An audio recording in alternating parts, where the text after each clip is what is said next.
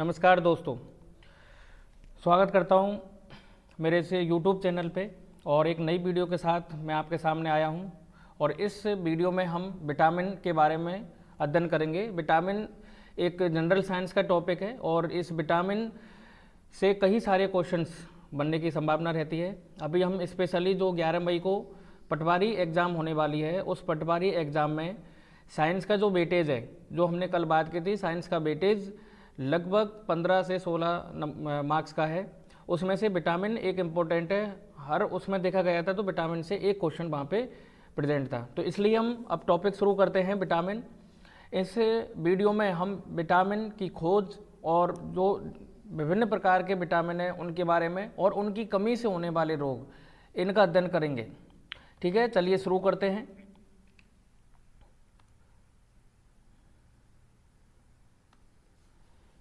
देखो, सबसे पहले हम बात करें विटामिन की, तो विटामिन क्या होते हैं? माइक्रो न्यूट्रिएंट होते हैं। ठीक है, सूक्ष्म पोषक तत्व होते हैं और ये कार्बनिक यौगिक होते हैं। तो आपको आ जाए कि भाई ये क्या है, तो सूक्ष्म पोषक तत्व और कार्बनिक यौगिक हैं। इसको मुख्यतः हम दो श्रेणियों में बांटते हैं और वो हम कैसे बांटते हैं? एक तो वसा में घुलनशील जो होते हैं उनको एक साथ लिख देंगे, और एक होता है वाटर सॉल्यूबल, जो किस में घुलते हैं? पानी में घुलते हैं। ठीक है, अब देखो वसा में घुलनशील विटामिन, अब इसके अंदर जो विटामिन हम पढ़ेंगे वो किसके अंदर घुलनशील होते हैं? वसा के अंदर, फैट के अंदर। और फैट कहाँ पर रहती है? तो फैटी टिश्यू में रहती है, फैटी टिश्यू में। इसका मतलब ये है कि ये जो फैट है ये फैटी जो वसा में, ये जो विटामिन है वो फैटी टिश्यू में मिलेंगी या फिर आपके लीवर में मिलेंगी। ठीक है, तो ये वाले वहाँ पर स्टोर्ड रहते हैं। तो आगे वही बात है, ये विटामिन शरीर की वसा में संग्रहित होते हैं। और ये कौन कौन से विटामिन होते हैं? ए, डी, ई और के, ए, डी, ई, के। इसके अलावा जो 2 टाइप के विटामिन हैं वो जल में घुलनशील होते हैं। तो टोटल 6 टाइप के हैं। 6 टाइप में से 4 टाइप के जो हैं वो वसा में घुलनशील होते हैं। ये विटामिन शरीर की वसा यानी फैटी टिश्यू और यकृत में संग्रहित रहते हैं। ये विटामिन कहाँ पर संग्रहित रहते हैं? फैटी टिश्यू में या आपके लीवर में संग्रहित होते हैं वहाँ पर। ये विटामिन शरीर में लंबे समय तक रह सकते हैं, इसलिए इनकी कमी तुरंत नहीं दिखती और इनको बार बार भोजन से लेने की ज़रूरत भी नहीं होती, क्योंकि एक बार ये चले गए तो शरीर में ये लंबे समय तक बने रहते हैं। लेकिन इनकी अधिकता से नुकसान हो जाता है। आप सोचो कि अगर ये विटामिन फैट में अगर ज़्यादा जमा हो जाएंगे तो वहाँ पर नुकसान देखने को मिल सकता है। ठीक है, अब हम देखते हैं दूसरे टाइप की जो जल में घुलनशील होती है। जल में घुलनशील में, जैसे जल किससे बनता है? वाटर से। तो इसमें आप ट्रिक याद रखेंगे WBC, यानी कि विटामिन बी और सी, और वो किस में सॉल्यूबल है? W में, वो वाटर में सॉल्यूबल है। ये विटामिन पानी में घुल जाते हैं और शरीर में संग्रहित नहीं होते। इनमें विटामिन बी कॉम्प्लेक्स के अंदर जितने भी है B1, B2, B3, B5, 6, 7, 9 and 12 और विटामिन सी शामिल है इनके अंदर। यानी कि टोटली मिला के हम देखें तो बी और सी इसके अंदर शामिल होते हैं। ये विटामिन शरीर में ज़्यादा समय तक संग्रहित नहीं होते, क्योंकि ये किस में घुल जाते हैं? पानी में घुल जाते हैं। और अगर इनकी एक्सेसिव क्वांटिटी हो भी जाती है तो ये यूरिन के थ्रू, यूरिन के माध्यम से बाहर निकल जाते हैं। इनकी कमी हमको जल्दी दिखाई दे सकती है, इसलिए क्योंकि ये शरीर में स्टोर नहीं रहते, संग्रहित नहीं रहते, इसलिए इन्हें रोजाना भोजन से लेना जरूरी है। तो कौन से ऐसे विटामिन हैं जिनको रोजाना भोजन से लेना जरूरी है? तो आपका आंसर रहेगा कि वो विटामिन बी और विटामिन सी है। कौन से ऐसे जिनकी जरूरत नहीं है? तो वो उधर वाले आ जाएंगे, ए, डी, ई, के। ठीक है, वसा में घुलनशील 4 हो गए, जल में घुलनशील कितने हो गए? 2 हो गए। ठीक है, अब हम देखते हैं जो विटामिन है उसकी खोज का इतिहास यहाँ पर देखने वाले हैं। यानी कि जो विटामिन की खोज है वो किस प्रकार से हुई है। यहाँ पर हम शुरुआती जो अवलोकन देखें तो उसमें आपको एक दिख रहा होगा स्कर्बी। ये जो स्कर्बी है 1747 में जेम्स लिंड ने पाया कि नींबू और संतरे स्कर्बी को ठीक करते हैं, लेकिन उनको ये नहीं पता था कि ये विटामिन सी की वजह से होता है। यानी कि स्कर्बी रोग का जब वो अध्ययन कर रहे थे तो उनको ये तो पता चल गया था कि वो नींबू और संतरे से वो ठीक हो जाता है, लेकिन विटामिन सी इनमें मिलता है, इसके बारे में वो नहीं पता लगा पाए। नेक्स्ट आता है बेरी बेरी। तो ये चावल खाने वालों में ये रोग देखा गया था, लेकिन इसका भी कारण स्पष्ट नहीं था। तो ये हम वो देखते हैं शुरुआती अवलोकन, उन्होंने शुरुआत करी लेकिन एक बड़े लेवल पे ये पता नहीं लगा पाए कि ये विटामिन की वजह से हो रहा है। अब आता है विटामिन की अवधारणा, जो हमें 20वीं सदी की शुरुआत में देखने को मिलती है।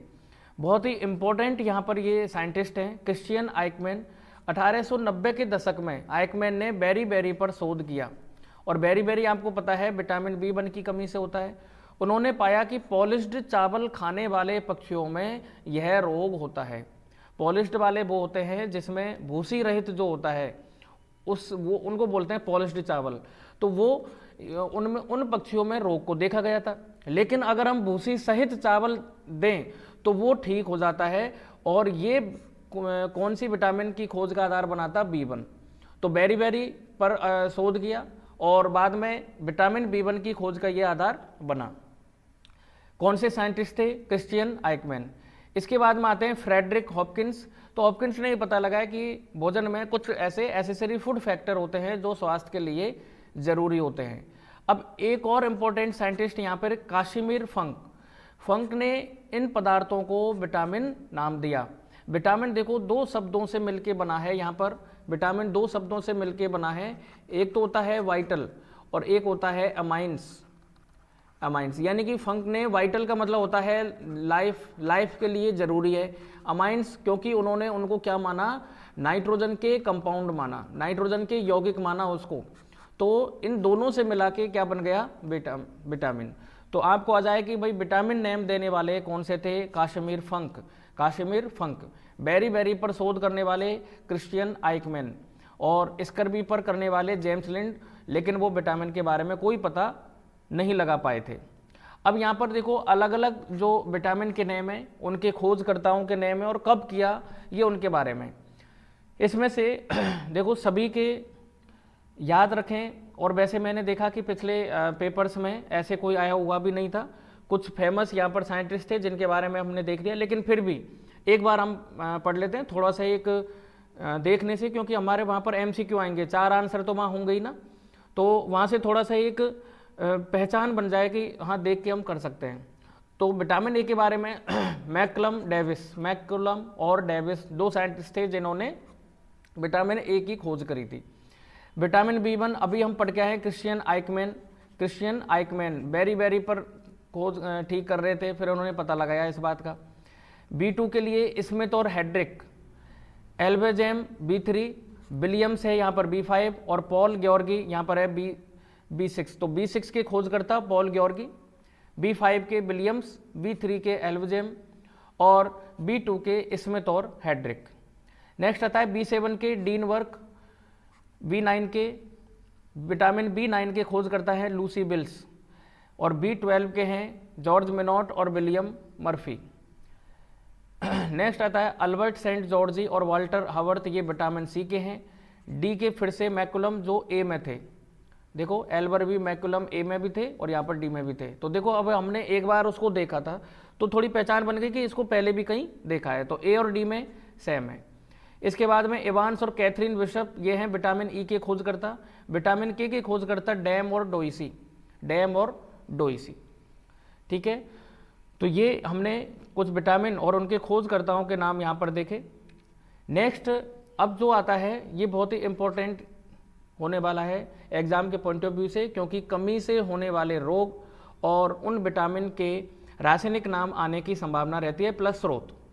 तो यहाँ पर सबसे पहले हम देख रहे हैं विटामिन ए का सबसे पहले हम देखेंगे रासायनिक नाम क्या है? रेटिनॉल।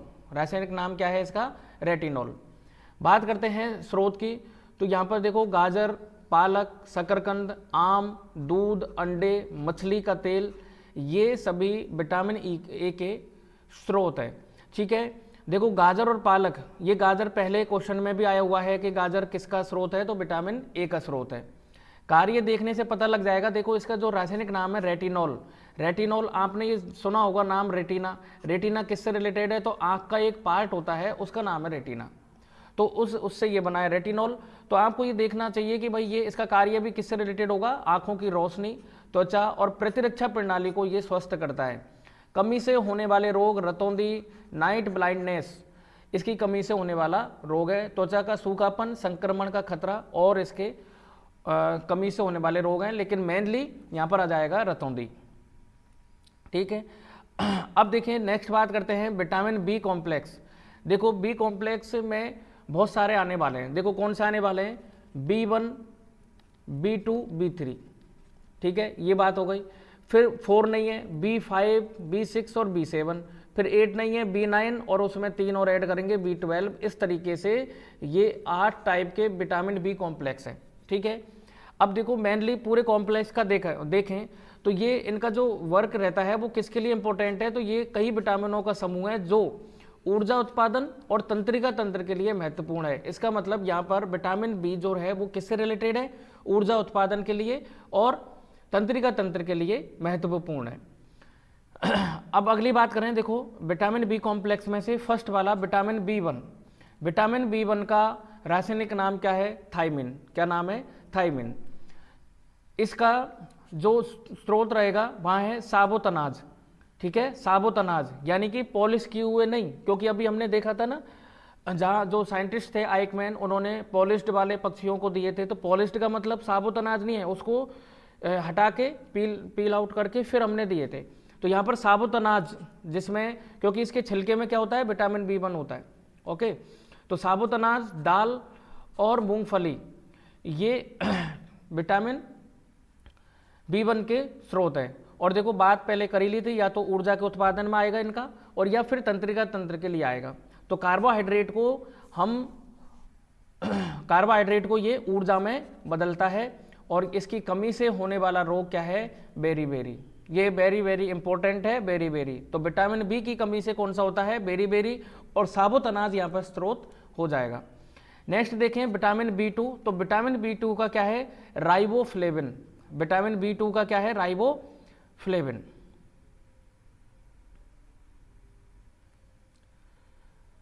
रासायनिक नाम क्या है, राइबोफ्लेविन।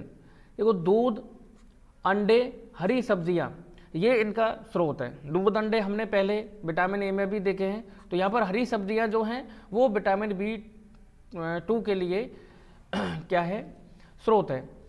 कार्य क्या है, त्वचा और ऊर्जा उत्पादन। तो कार्य इनका वही होने वाला है, ऊर्जा उत्पादन, क्योंकि हमने वैसे वहाँ पर पढ़ ही लिया।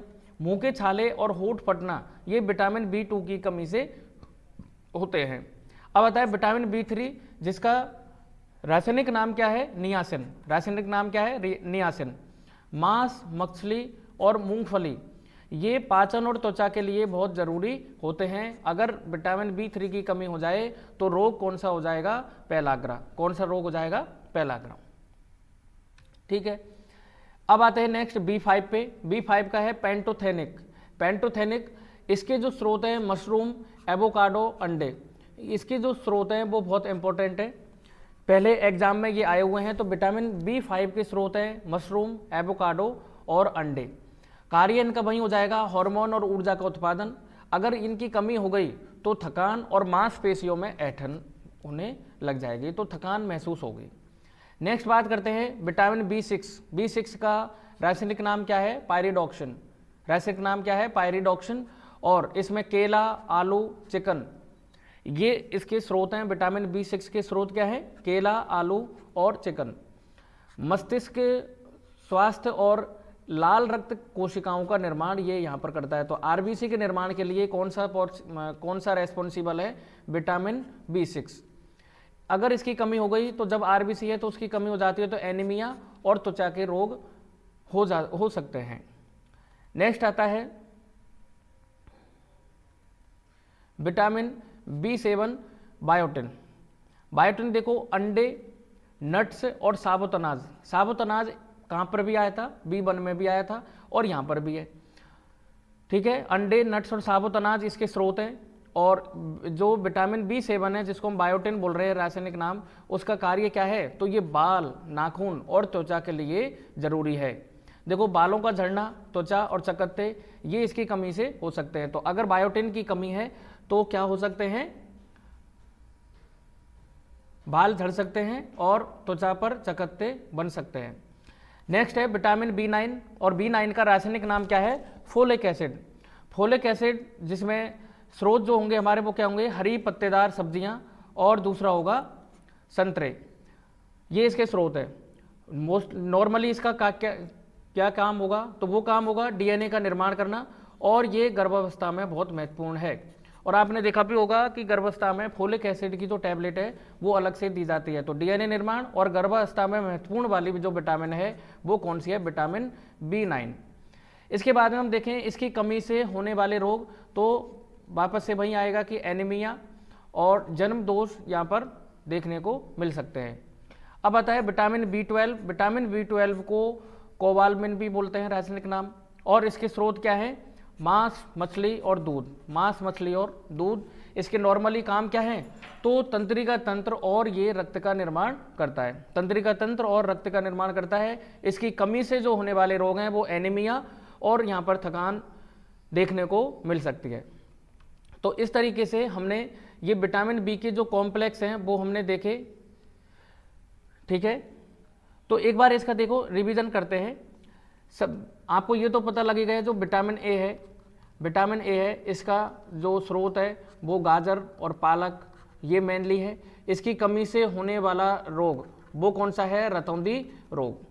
अब आ जाते हैं विटामिन बी। तो विटामिन बी कॉम्प्लेक्स है। सबसे पहले विटामिन B1, और इसका रासायनिक नाम क्या है? थायमिन। रासायनिक नाम क्या है? थायमिन। विटामिन ए के लिए क्या था? ये रेटिनॉल, ठीक है। अब आते हैं विटामिन, मैंने बताया आपको B1, B2, B3, फिर 4 को छोड़ दो, B5, B6 और 7, फिर 8 को छोड़ दो, B9, और फिर आ जाएगा B12। तो ये सभी विटामिन हम देख रहे हैं। अब विटामिन B2 का जो रासायनिक नाम है, विटामिन B2 का रासायनिक नाम क्या है? तो वो है राइबोफ्लेविन, ठीक है। तो विटामिन बी का हो गया थायमिन, दूसरा इसका हो गया राइबोफ्लेविन। अब बात करते हैं जो B3 है, तो B3 का यहां पर हो जाएगा नियासिन। B3 का यहां पर हो जाएगा नियासिन। B5 देखो 5 होता है पेंटा से रिलेटेड है, तो पेंटोथेनिक एसिड हो जाएगा, ठीक है। अब P पे शुरू है तो B6 वाला भी P से ही शुरू है, और वो है पायरिडॉक्सिन। अब बात करते हैं विटामिन B7 की। तो B7 के लिए यहाँ पर नाम हो जाएगा बायोटिन। विटामिन B7 किसके लिए? बायोटिन के लिए। और विटामिन B9 है वो रहेगा आपके फोलिक एसिड। किसके लिए? फोलिक एसिड, ठीक है। और विटामिन B12 है उसका रासायनिक नाम क्या है? तो वो है कोबालमिन। अब देखेंगे आप, ये रासायनिक नाम आपको पता होना चाहिए। देखो आप इनकी ट्रिक भी बना सकते हो, लेकिन ट्रिक में जितना अपन दिमाग लगाएंगे उससे बढ़िया अगर एक दो बार इनको लिख लें तो हो जाएगा काम।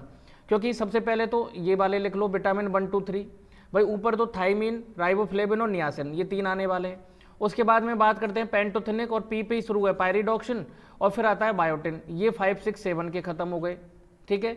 फिर आता है B9 का फोलिक एसिड, और इसका है साइनोकोबालमिन, ठीक है, ये है।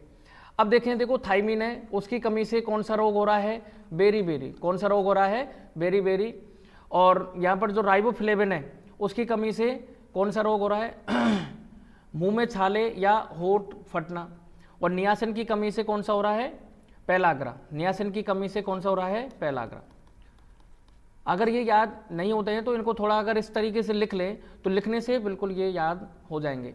यहाँ पर हो जाएगा मुंह में छाले या फिर ऐठन होना, ठीक है। अब बात करते हैं पेंटोथेनिक, पायरिडॉक्सिन और बायोटिन की। देखो पेंटोथेनिक थकान, B6 एनीमिया, और फिर वो बालों का झड़ना, फिर एनीमिया ये चलेगा, ठीक है। तो यहां पर B5 जो पेंटोथेनिक है उसमें क्या हो जाएगा? थकान। ये यहां पर क्या हो जाएगा? थकान। पायरिडॉक्सिन यहां पर फिर से वो क्या है? एनीमिया।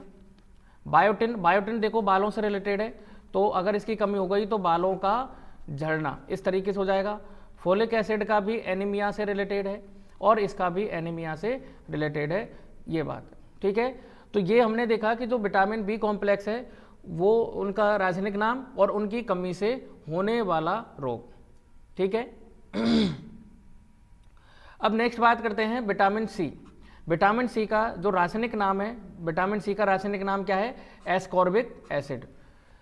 देखो विटामिन सी के नाम को याद रखने में कोई दिक्कत नहीं है, क्योंकि विटामिन सी में क्या आते हैं, एक तो आगे नींबू, जैसे इस तरह दे रखे हैं, संतरा, नींबू, आंवला, टमाटर और स्ट्रॉबेरी, ये इसके स्रोत हैं। और जैसे नींबू है तो इसके अंदर जो एसिड मिलता है वो है सिट्रिक एसिड, तो इसके अंदर ऑलरेडी एसिड मिल ही रहे, तो विटामिन सी का रासायनिक नाम क्या हो गया? एस्कॉर्बिक एसिड, एसिड से रिलेटेड है, ठीक है। कार्य क्या है? तो कार्य यहाँ पर प्रतिरक्षा प्रणाली को, इम्यून सिस्टम को स्ट्रॉन्ग करता है और घाव भरने में मदद करता है। घाव भरने के लिए जो रेस्पॉन्सिबल है वो विटामिन सी है, ठीक है। अब देखो इसकी कमी से जो होने वाले रोग हैं स्कर्वी, और इससे मसूड़ों में खून आ जाते हैं और थकान का एहसास होता है।